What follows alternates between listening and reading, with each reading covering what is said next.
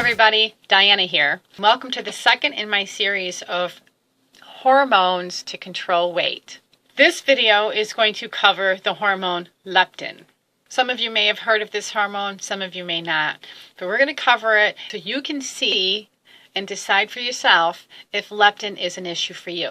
And if it is, we're also going to cover some simple steps that you can take to get that leptin back under control. Leptin is a hormone that is released exclusively from fat cells. What this hormone tells your brain is to burn more calories. Leptin will also tell you that you are full and it's time to stop eating.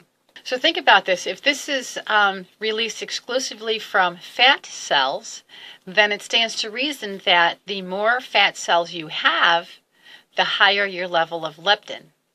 Now, this sounds like it would be a good thing to have high levels of leptin, since it tells you that you're full and it tells your brain to burn calories.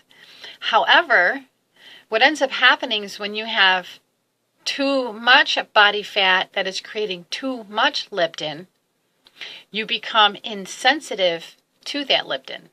So this is known as leptin resistance. And basically what that means is that your brain becomes numb to the signals coming from the leptin. Think about like the boy who cried wolf, right? People just stop listening to him. That's kind of the way that it works when you have too much leptin saying, stop, stop, stop. Your brain stops listening. It's also important to know that one of the causes for leptin resistance is an increase in age. It just happens as we get older. So knowing that, it really is kind of important to learn about the leptin and what you can do to get that under control and keep that under control and to keep your brain to be able to listen to it.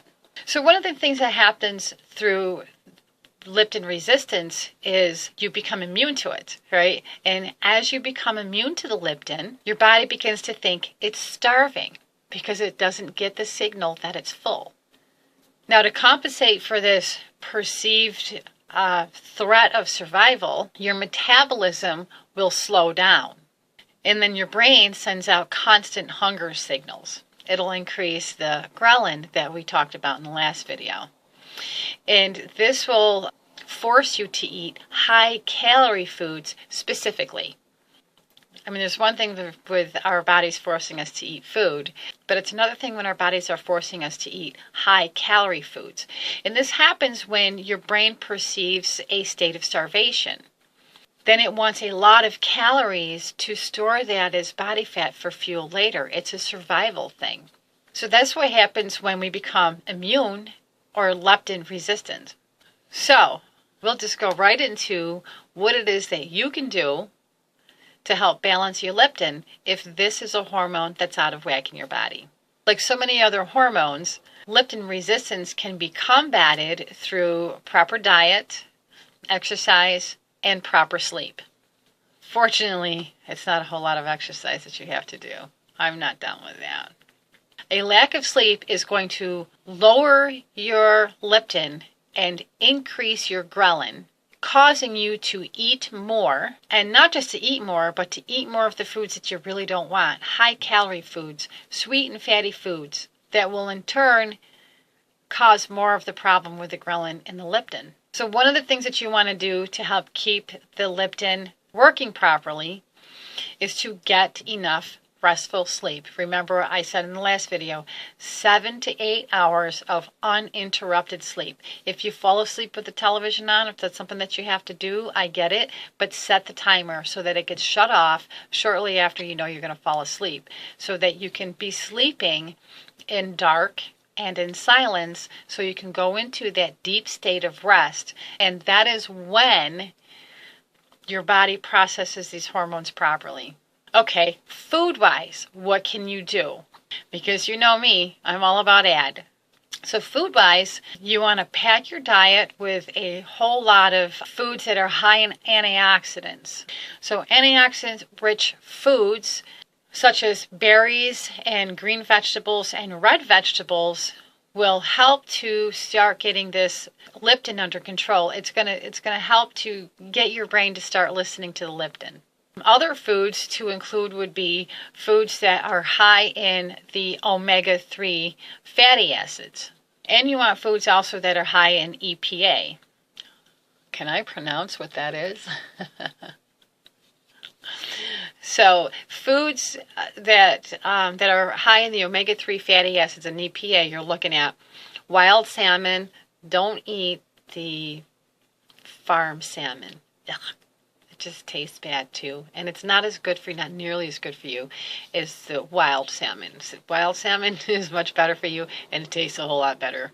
So foods that include the omega-3 essential fatty acids and the EPA would be wild salmon, mackerel, sardines, and tuna. So in the morning, like if your ghrelin is off whack, then you started to increase your protein in the morning. You're taking in high amounts of protein. And I also said with that, you want to do a fair amount of fiber. If leptin is an issue for you, if you suspect that you're leptin resistant, the particular vegetables or fruit that you want to add into your diet in the morning with your protein would be reds and greens. So green vegetables, red vegetables, you can do tomatoes, red onions, strawberries, you can do broccoli, it's fantastic, asparagus, green beans. I don't know, is there a green fruit? I'll have to think about that. So have these things together with, again, if you're doing protein because your ghrelin is off whack, and it says you want to have fiber with that. These red and green vegetables will give you the fiber that you want and the complex carbs that you want, and will also help to decrease your resistance to the leptin. Another way to increase our sensitivity to leptin is to lose weight. In the beginning, it's going to be, to get that leptin under control in the beginning is going to be a little bit slower, but as time goes on and you're losing a little more weight and losing a little more weight, with each pound that you lose, you become more and more sensitive to the leptin. And so what that's going to do is it's just going to increase your ability to get things under control and increase your ability to lose weight. It gives you momentum as you're losing weight. It will actually give you momentum. The more weight you lose, the more weight you're going to lose. How simple is that? Dr. Scott Isaac, an endocrinologist in Atlanta, who is the author of Be Overeating Now, Take Control of Your Hunger Hormones to Lose Weight Fast, has found that people who take the advice to add in the red vegetables and the green vegetables tend to be less hungry later on in the day. And like I've already mentioned, these vegetables also contain satisfying fiber with the essential antioxidants and vitamins that will reduce the inflammation that interferes with leptin. So starting your morning out with red and green vegetables, high antioxidants, and maybe some omega-3 fatty acids, protein kind of stuff. So you can have salmon for breakfast in the morning with tomatoes and broccoli. This is a good way to start. This is going to increase your body's ability to burn fat, and it's going to reduce cravings for foods that contribute to body fat. So that's a good way to start if you have leptin resistance. Now let's cover the exercise part. Like I had mentioned with ghrelin, a good kind of exercise to help with the leptin would be the high intensity intermittent type exercise. So there's that HIIT type workout, and you can search through YouTube. You're going to find a number of people who teach you how to do this. And then there's also another type of exercise that is referred to as intelligence exercise, which is another intermittent type exercise. And again, run a search for that. If you don't find anything on YouTube, and I would be so surprised if you don't, you will absolutely find things on the internet in regards to the intelligent exercise. Intelligence exercise is an intermittent form of exercise and has been scientifically proven to give your body a better workout and to burn more calories over the course of the next 48 hours. So 3 times a week, do the intermittent type exercise. And again, like I said before, 15 minutes should do ya. 15 minutes 3 times a week. You're looking at 45 minutes of exercise a week. How can you beat that? Now, I know that there are a lot of people that have health issues that will prevent them from being able to exercise at all. And I get that. And certainly if you can exercise, this is only going to help in your weight loss journey and probably get you there a little bit quicker. But if it's something that you can't do, then you can't do it. Don't spend a whole lot of time worrying about the exercising that you can't do. Do what you can do. Get good sleep.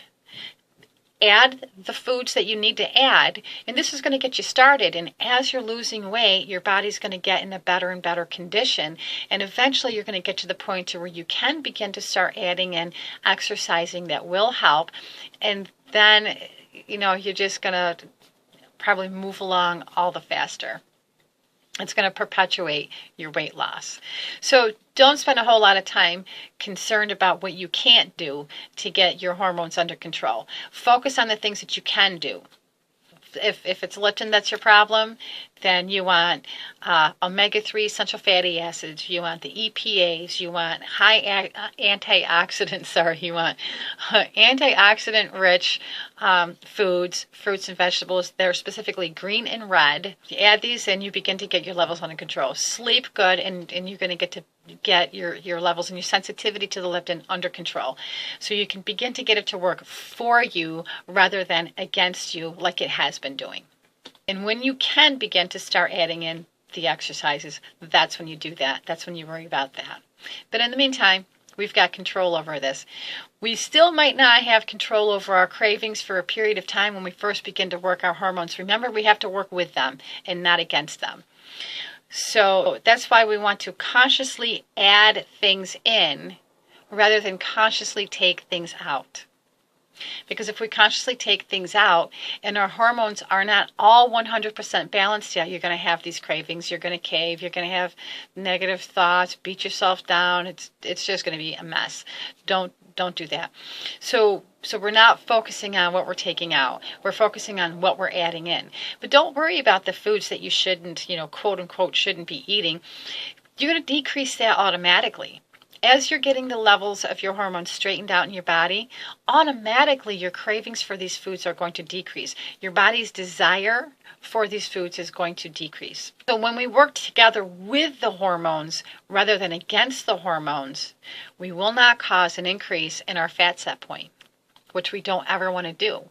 This is why counting calories fails so many people and actually injures them, because simply counting calories and simply cutting out food from your diet will increase your fat set point. So in the end, you end up bigger than you were before. So we don't want to do that. We don't want to increase our fat set point. We want to decrease it. So we can't just consciously cut foods out of our diet. Otherwise, we're going to increase our fat set point. So we have to instead consciously increase foods into our diets. And like I said, don't even worry about the foods that are bad for you, because automatically you're going to eat less and less of them. And as you're eating less and less of these so-called bad foods, you're going to lose more and more weight. You're going to feel better, and you're not going to miss it. That's the important thing. You're not going to feel deprived, because it'll get to the point where your body's just not craving them or isn't craving them as much. And then when it does crave these so-called bad foods, your body will be working optimally to let you know when enough is enough, so you won't binge. Okay, so that's leptin. And if leptin seems to be a problem for you, if you believe that leptin is an issue for you, those are some of the things that you can do. Omega-3 fatty acids, EPAs, antioxidants, foods rich in antioxidants, fiber. Click subscribe, like, and share. And I'll see you next time.